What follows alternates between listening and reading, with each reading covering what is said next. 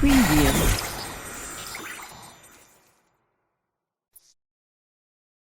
इस दुनिया में आप जिधर भी नजर डालें आपको इंसान दिख जाएंगे। अब ये दुनिया अनऑफिशियली इंसानों की ही हो चुकी है। लेकिन क्या आप जानते हैं, एक वक्त पूरी दुनिया में कोई इंसान नहीं था। ये वक्त है लगभग 50 लाख साल पहले का मनुष्य वंशज से 20 लाख साल पहले अलग हुआ। फिर उसके बाद हुआ इवोल्यूशन और फिर 2 लाख साल पहले तक आते आते हम इंसान के रूप में विकसित हुए। लेकिन यदि मनुष्य वंश यानी बंदर या चिंपैंजी से इंसान विकसित हुआ, तो फिर चिंपैंजी या बंदर इस दुनिया में आज भी मौजूद क्यों हैं? यदि वो इंसानों में ट्रांसफॉर्म हो गए तो उन्हें तो इस दुनिया से खत्म हो जाना चाहिए था।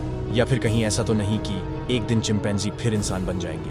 अगर आपके मन में ये सारे सवाल आते हैं तो आप इवोल्यूशन का सिर्फ एक पहलू जानते हैं। इवोल्यूशन के दूसरे पहलू से अब तक आपका पालन नहीं पड़ डेटा है। इवोल्यूशन का दूसरा पहलू ये है कि हम चिंपैंजी या बंदरों से इंसान नहीं बने। हमारा इवोल्यूशन इनसे नहीं हुआ। इसे समझने के लिए आपको एक बर्ड की इवोल्यूशन हिस्ट्री जाननी पड़ेगी। ये बर्ड हैं जिनके बारे में रिसर्च करके ही डार्विन ने पूरी दुनिया में अपना नाम किया था कि इवोल्यूशन की कहानी शुरू होती है 2 मिलियन साल पहले। तब धरती पर इनकी केवल एक ही जाति थी जिन्हें हम सिंपल फिंचेस या एक्स मान लेते हैं। सिंपल फिंचेस की पूरी जाति तो पहले एक साथ ही रहती थी, मगर उसके बाद अलग हो गई। उनका कुछ हिस्सा चला गया, आइलैंड जी पर कुछ हिस्सा चला गया, आइलैंड सी पर, और कुछ फिंचेस वहीं रह गई। आइलैंड सी और जी बिल्कुल अलग थे। सी पर बहुत सारे ऐसे फल थे जिन्हें मजबूती से तोड़ा जाए तो आसानी से खाया जा सकता था। यानी कि उन्हें खाने के लिए एक छोटी लेकिन मजबूत चोंच की जरूरत थी। और वही आइलैंड जी पर बहुत सारे कीड़े थे और फल कम थे।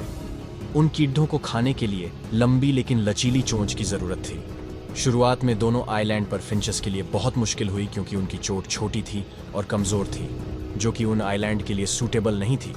लेकिन उसके बाद शुरू हुआ इवोल्यूशन का खेल, और आइलैंड जी जहां कीड़े ज्यादा थे वहां की फिंचेस की चोंच लंबी और लचीली हो गई, और आइलैंड सी पर मौजूद वेंचर्स की चोंच मोटी और मजबूत हो गई। इन्हें नाम दिया गया लॉन्ग बीट फिंचेस और शॉर्ट बीट फिंचेस।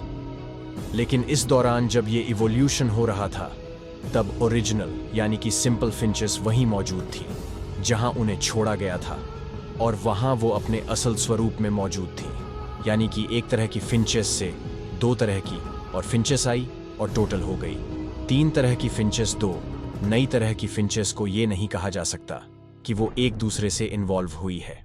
हालांकि ये कहा जा सकता है कि वो दोनों ही एक सोर्स से इवॉल्व हुई है, इसलिए वो इवोल्यूशनरी जिन्स है और डार्विन की फिंच। इसके इस सिद्धांत को इंसानों के लिए भी माना जाता है। हम चिंपैंजी से अलग हुए हैं, ये बात पूरी तरह से गलत है। ना तो हम चिंपैंजी से ही वॉल्व हुए हैं और ना ही मौजूदा चिंपैंजी आगे चलकर इंसान बनने वाले हैं। हालांकि असल फैक्ट ये है कि चिंपैंजी और इंसान दोनों ही एक अलग तरह की स्पीशीज से इवॉल्व हुए हैं, और चिंपैंजी या बंदर हमारे पूर्वज ना होकर हमारे इवोल्यूशनरी कजिन्स है। लेकिन वो कौन सा पूर्वज था जिससे चिंपैंजी और इंसान इवॉल्व हुए? आइए जानते हैं। इंसान और चिंपैंजी के साझा पूर्वज थे होमिनोइडेया।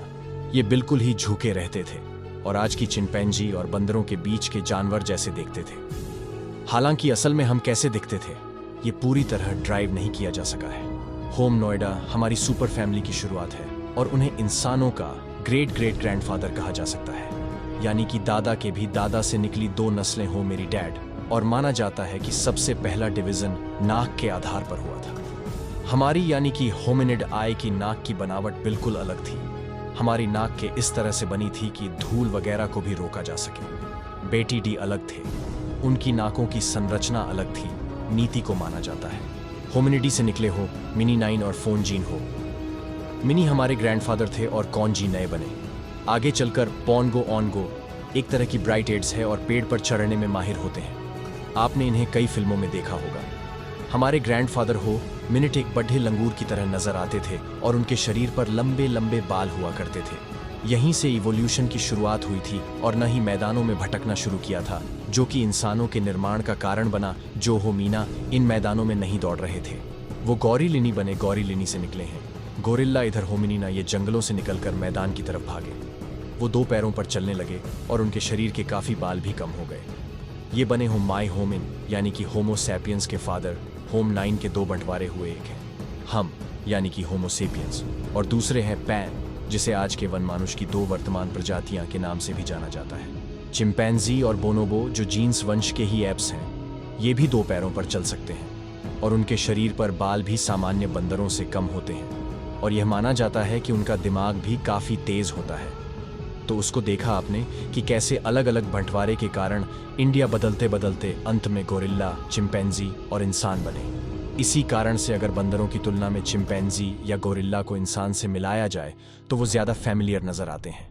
अब दोस्तों, बात करते हैं उस आखिरी सवाल की जो आपके मन में ज़रूर आया होगा, वो ये कि आखिर इंसानों का ही इवोल्यूशन क्यों हुआ जबकि गोरिल्ला या चिंपैंजी भी इन्वॉल्व कर सकते थे।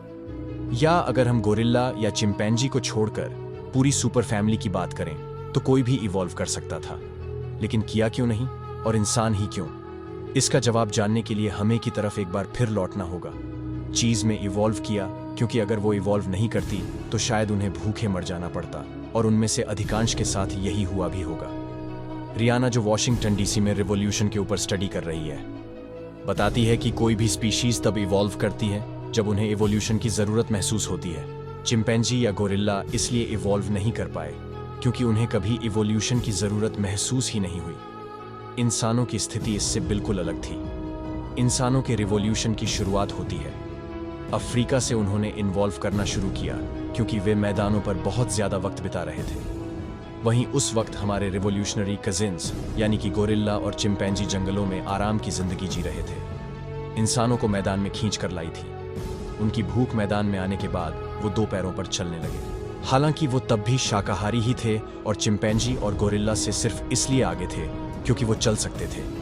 उसके बाद जो हुआ वह इतिहास के रूप में हम सब जानते ही हैं। मैदान में आने के बाद इंसान शिकारी बना, फिर बड्ढे जानवरों से बचने के लिए आग का आविष्कार हुआ। आग के आविष्कार से खाना बनाने की तकनीक का निर्माण हुआ और उसके बाद शिकार की तकनीकों का, हथियारों का।